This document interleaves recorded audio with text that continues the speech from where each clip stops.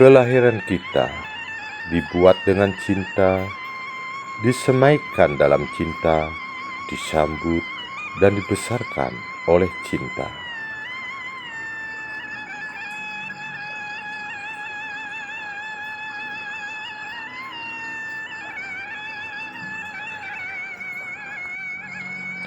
Dari cinta itu kita lahir. Dengan cinta kita dibesarkan.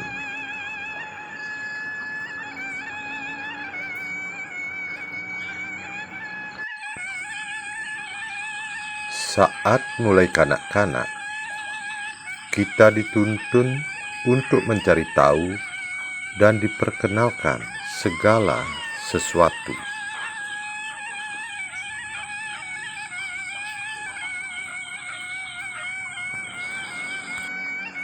Pada masa itu, kita barulah mulai mengenal isi dunia.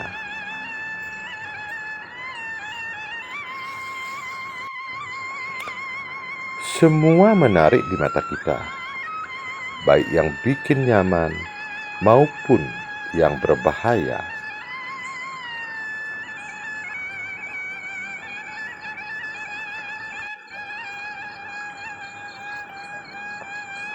Selama masa ingin tahu itu, kita dijaga agar selama pengenalan kita tidak bertemu bahaya.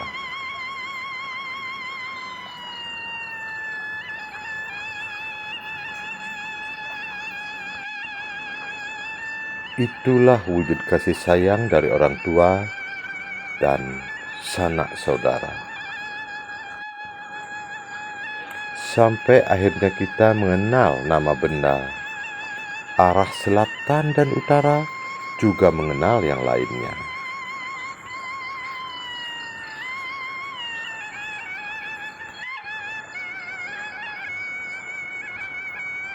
Kemudian,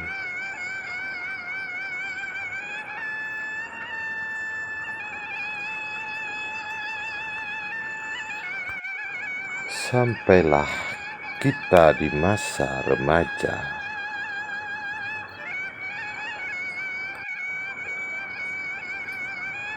Di situ kita diperkenalkan dengan berbagai pengetahuan dunia melalui berbagai tahapan sekolah yang ada.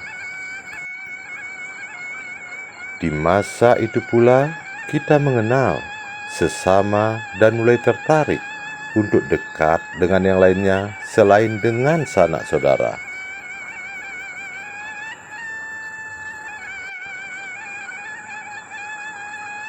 Di masa remaja itu pula, kita sudah mulai tertarik dengan lawan jenis kita. Di masa remaja itu pula, kita mulai diperkenalkan dengan hak dan kewajiban kita. Di masa remaja ini pula lah mulai tumbuh cita-cita dan keinginan untuk menundukkan dunia. Sepertinya semua akan serba mudah digapai, seperti imajinasi indahnya cita-cita.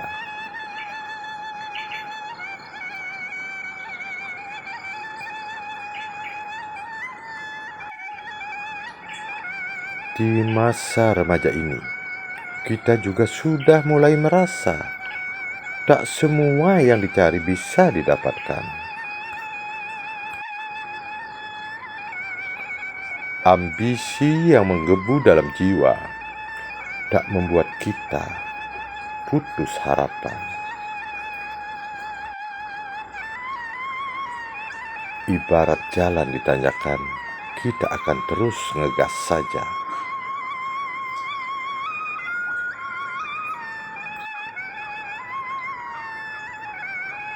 Sampailah kita masuk di masa dewasa.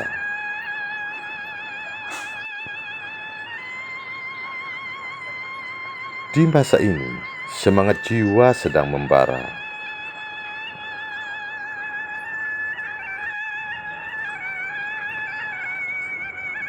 kenal masa menyerah maupun putus asa.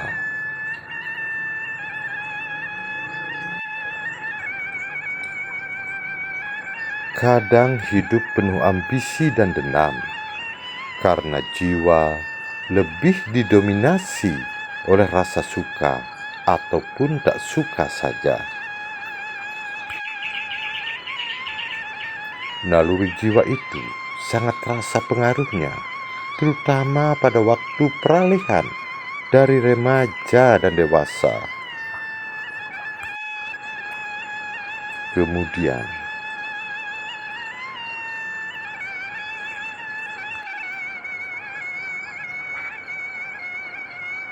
pada fase hidup dewasa,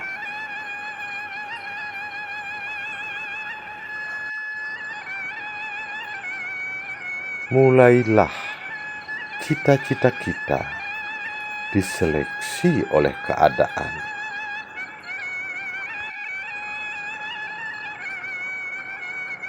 Ada yang gagal dan ada pula yang sesuai harapan. Di fase inilah kita mulai sadar bahwa kemampuan kita saja tak cukup untuk mencapai harapan.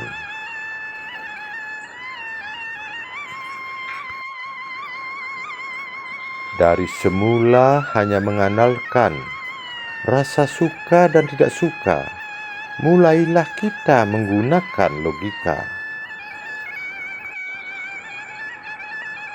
Saat itu kita mulai menggunakan perpaduan antara rasa dan logika.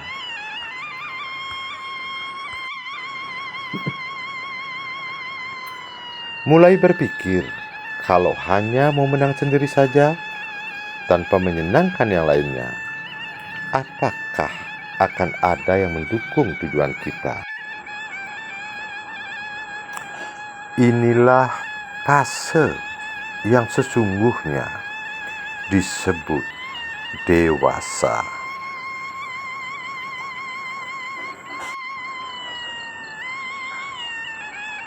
Di fase dewasa ini, kita mulai mengenal makna kerjasama.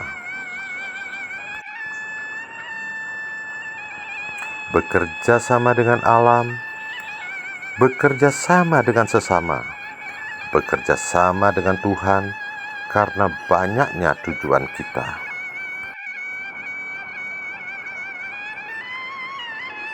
Di fase dewasa, kita mulai membutuhkan teman hidup.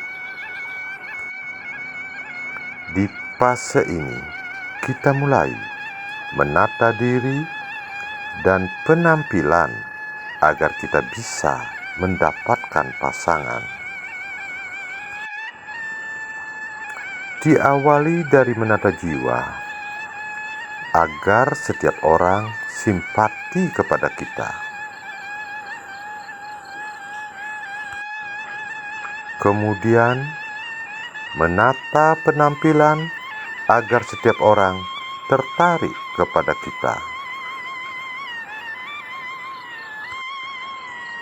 Selanjutnya, menata keberadaan agar secara ekonomi terlihat mapan dan menarik bagi sesama.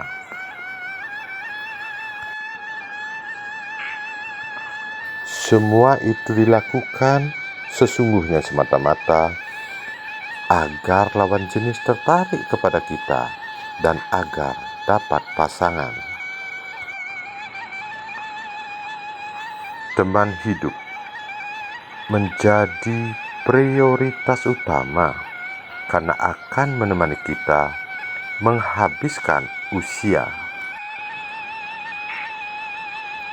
Tak mudah menemukan cinta kalau kita tidak punya daya tarik dari lawan jenis kita. Fase dewasa adalah fase paling penuh tantangan.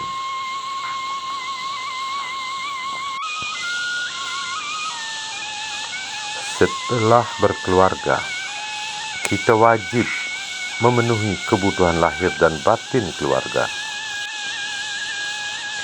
Pada fase ini, kita betul-betul penuh perjuangan.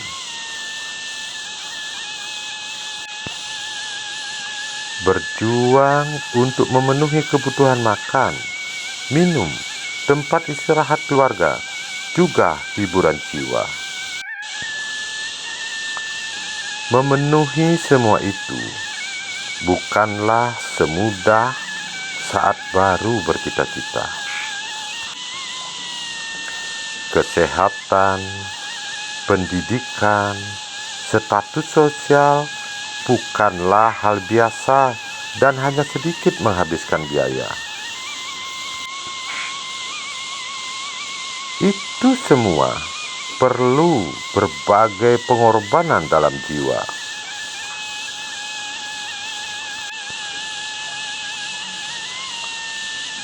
Pengorbanan itu sendiri ada 7 banyaknya. Korban pemikiran, korban perasaan, korban waktu, korban tenaga, korban uang, korban kebebasan, dan nyawa. Sebanyak itu pengorbanan yang dibutuhkan untuk menata keluarga dan yang lainnya. Kalau kita menyadari seberat itu pula lah orang tua kita membesarkan kita. Dari jasa orang tua kita, sudah sepantasnya lah kita hormat dan menyayangi mereka sebagai balas jasa. Begitu juga nanti anak-anak kita kepada kita. Dalam upaya susah payah, penuh kelelahan menjaga keluarga. Tak terhitung jumlah pengorbanan kita.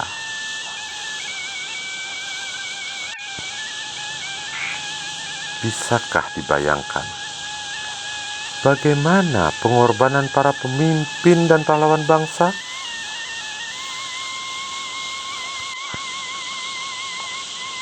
Entah tercapai atau tidak, harapan kita di masa dewasa, mulailah kita masuk ke fase tua.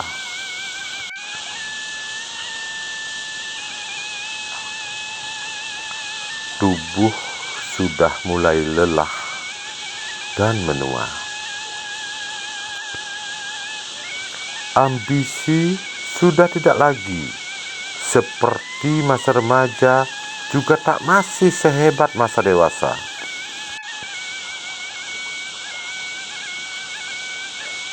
Semua menjadi terkendali seiring usia. Pada fase ini, kita sudah masuk pada pemikiran lebih bijaksana. Hidup tak lagi hanya dituntun oleh rasa suka dan tak suka, juga tak hanya dituntun oleh logika, tapi sudah dituntun oleh hati nurani kita.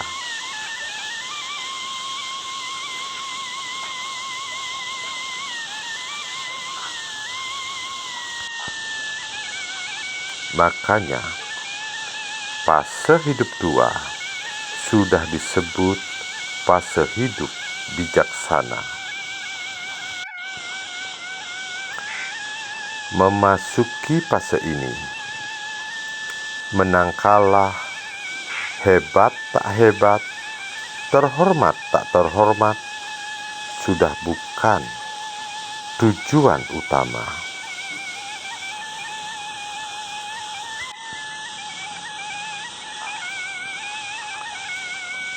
Tujuan utama adalah keselarasan. selaras dengan sesama, selaras dengan alam dan tumbuhan, juga selaras dengan Tuhan. Dalam keluarga, selaras dengan orang tua kalau masih ada, selaras dengan anak, menantu, cucu, juga generasi lainnya.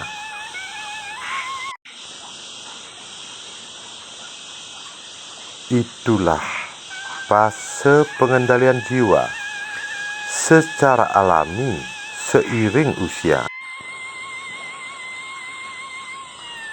Kemudian,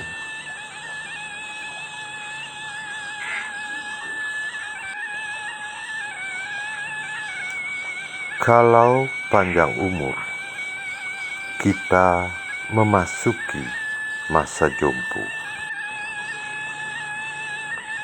Masa di mana tubuh kita sudah renta.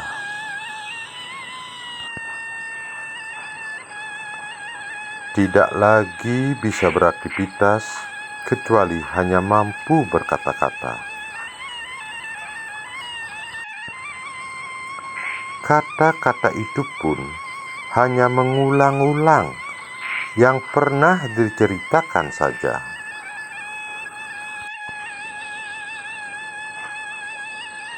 Anak cucu mau mendengar hanya sebatas menghormati saja.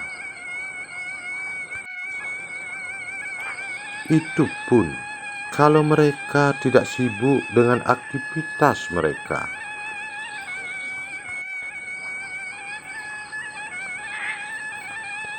Yang paling akan membuat sengsara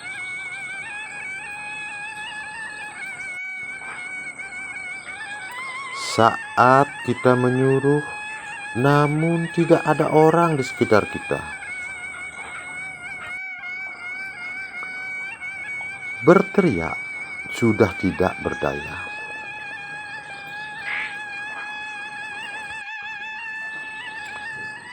Minta tolong sudah tak ada tempat bagi kita.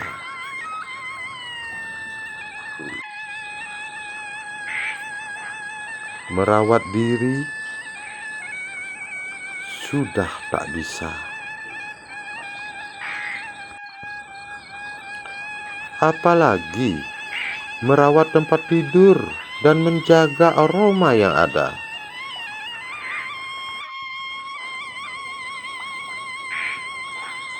Pastilah sangat membebani anak cucu kita. Belum lagi telinga budak tak bisa dengar apa-apa. Saat mereka bicara keras, sepertinya kita merasa dimarahi saja.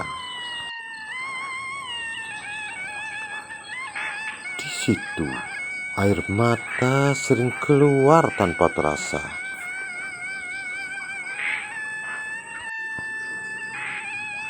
Merasa menyesal karena merasa pembalasan jasa seperti tidak seimbang dengan pengorbanan yang pernah diberikan.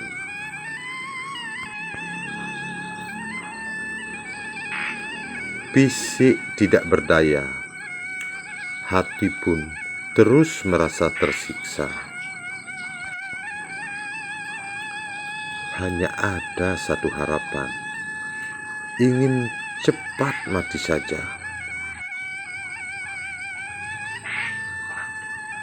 Pemahaman ini penting bagi kita, agar kita mengerti setiap gejolak jiwa dari setiap anggota keluarga.